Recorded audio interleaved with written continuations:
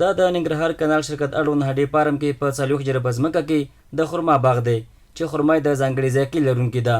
د کانال شرکت اړوند د خرما باغ په مدیر وایي د اټکل له مخې به سږ کال د خرما په حاصلاتو کې 3 ټنه زیاتوالی راشي. زمونږ حاصلات د تیر کال په پرتله باندې سره د دې چې باراني موسمونه مو او بارانونه زیات وو، خو بیا هم زمونږ حاصلات د تیر کال په پرتله باندې ښه دي. 2-3 ټنه پکې زیاتوالی راغلی دی او انشاءالله راتلونکي دپاره هم کار زمونږ روان دی چې راتلونکي کې زمونږ څو برابره حاصلات زمونږ د دې باغ زیات شي. محمد حسین چې له تېرې یوې لسیزې راهیسې د خرما بڼ کې د تخنیکي کارکوونکي په توګه په کار بوخت دی وایي خوشحاله دی چې په خپل هېواد کې ورته د کار زمینه برابره شوې او خپل اولادونو ته حلال نفقه پیدا کوي.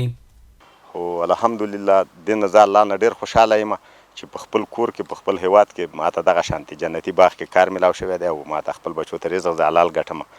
خو د عام هېوادوالو نه مې دا هیله ده چې خرما بڼډونه جوړ کړي او چاته الله دولت او زمینه ورکړي او ښه بار کوي، ښه شی دی، بد شی نه دی، الحمدلله پیدې والا شی دی.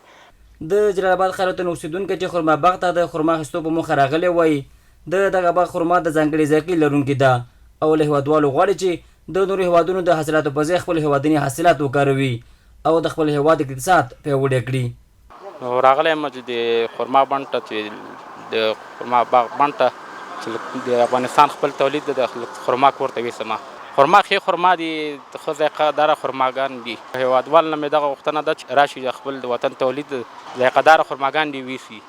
د خرما باغ د مسؤلینو په وینا دغه باغ ترڅنګ په 40 جربه ځمکه کې د خرما 2 نوي باغونه هم جوړ کړي دي.